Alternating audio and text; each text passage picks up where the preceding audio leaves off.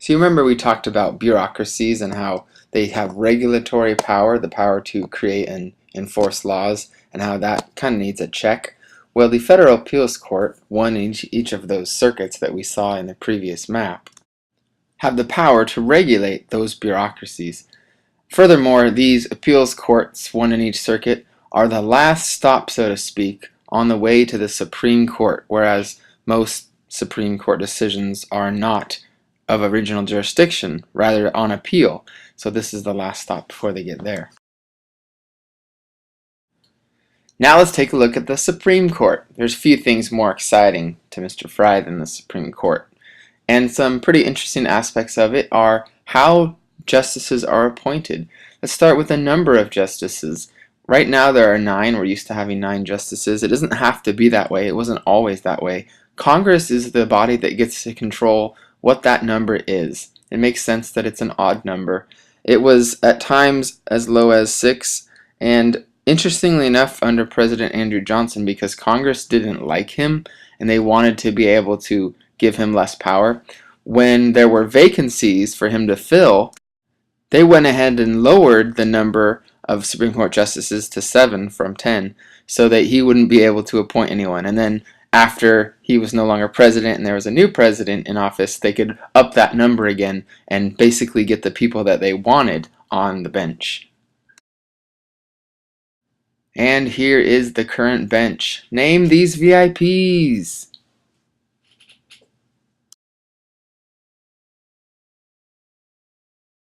Getting back to this idea of jurisdiction and the cases that the Supreme Court will hear, we talked about certiorari, that word that Supreme Court uses to say we will accept your case. Well, these are 3 paths that will lead you in your case to the Supreme Court. The first one, of course, is original jurisdiction, and that's pretty rare. It only happens in a certain number of circumstances you can see there on the left. The next would come through the federal circuit, meaning one of those 12 districts. A case would go through the federal courts and onto the appeals court, and then lastly to the Supreme Court if they grant certiorari.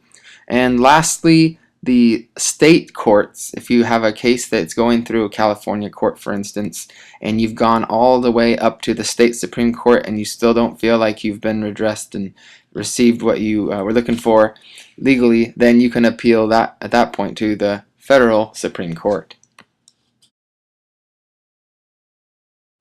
And we have a breakdown of recent times, the last 4 or 5 years, the number of cases that have come from each of these different pathways, most of them obviously from federal courts, those 12 circuits. Checks and balances. As we've discussed, the judicial branch is very unique in that members are appointed for life. They do not get re-elected. They do not come up for re-election. Therefore, they do not have to be subject to partisanship and having to worry about giving favors to people that might re-elect them. And so you might think, well, what if a justice is just like out of control and crazy? Why do we want him there for life? Well, of course, there's another check, which is the ability to impeach. Impeachment doesn't happen very often. The one time that is most memorable happened in the early 19th century after John Marshall had made that stand with Marbury versus Madison in giving the power of judicial review to the courts. And that really angered anti-federalists. Now at this time we had Thomas Jefferson and a very activist anti-federalist Congress. And in order to prevent Samuel Chase, this justice that was a Federalist and very much in favor of using the power of judicial review, from having that much power, Congress went ahead and impeached him. He was acquitted by the Senate, but this was a message that Congress did indeed have a check on the power of the bench, and if the justices wanted to keep their lifetime appointments, they'd better at least somewhat comply with the will of Congress and the President.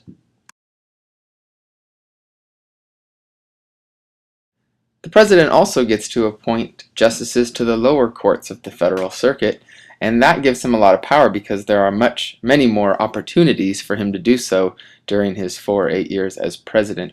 And an interesting thing about appointing these judges is something called senatorial courtesy.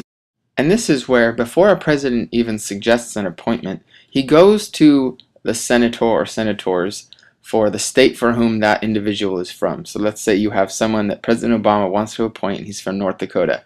He will go to the senators from North Dakota and say, hey, what do you think about this guy? Is he cool? And it's kind of just a nice, courteous way of running something by those senators before you make an appointment. But of course, there's nothing constitutional about that. The constitutionality comes in the confirmation process, where the Senate actually has to approve, basically, or confirm the appointment of the justices by the president. And that's super important, particularly when you have a Republican Senate, let's say, and a president who's a Democrat. He wants to appoint as many justices as he can, depending on how many vacancies there are. And of course, he's going to prefer someone that's more liberal. And the Republicans are noticing that, wow, this is an opportunity for the Democrats to basically influence policy in their direction for who knows how many years or decades in the future. And because of this, rarely do you see presidential appointments to the Supreme Court or lower courts go quickly. In fact, there's often a lot of scrutiny of these appointees. And while justice appointees don't have to say, well, I'm a Democrat or I'm a Republican or I'm going to run the court to the left or to the right, there's usually what's called a litmus test, where the Congress, the Senate, tries to determine through a series of questions whether someone that's going to be appointed is more liberal or conservative or straight down the middle. And this is super important for them to be able to determine whether or not they will confirm a president's appointee. The most famous example of this was when the first President Bush was in office. He appointed Clarence Thomas, and the Senate, in particular, you'll notice Joe Biden in this next video, was concerned that the appointee here, Clarence Thomas, was too conservative, and they asked him this series of questions in a litmus test, but they also attacked him for an accusation that stood that Clarence Thomas had actually sexually harassed Anita Hill. And here we'll see his response to this inquiry by the Senate. Did not occur. When it came time for him to publicly respond to the allegations, Thomas turned the tables on his interrogators and, for all intents and purposes, ended the debate. This is a circus. It's a national disgrace. It is a high-tech lynching for uppity blacks who in any way deign to think for themselves. And it is a message that unless you kowtow to an old order, you will be lynched, destroyed, caricatured by a committee of the U.S. Senate rather than hung from a tree. Yeah, you guessed it. He got the appointment, and he's still serving today on the Supreme Court. Not everyone was as successful, though, as Clarence Thomas at beating this confirmation process. Here you can see a number of individuals that never made it. As recently as 2005, George W. Bush was unsuccessful in getting Harriet Miers appointed.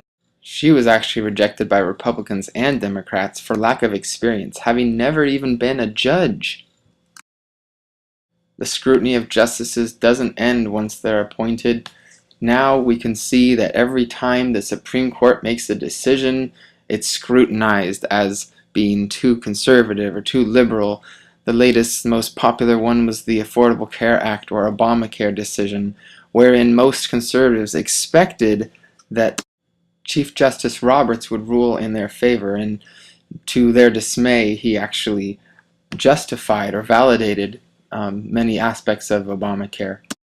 And that law, like so many others that are upheld or found invalid by the Supreme Court, really affect our lives. And for this reason, the Supreme Court has as much influence, if not more, than any other branch.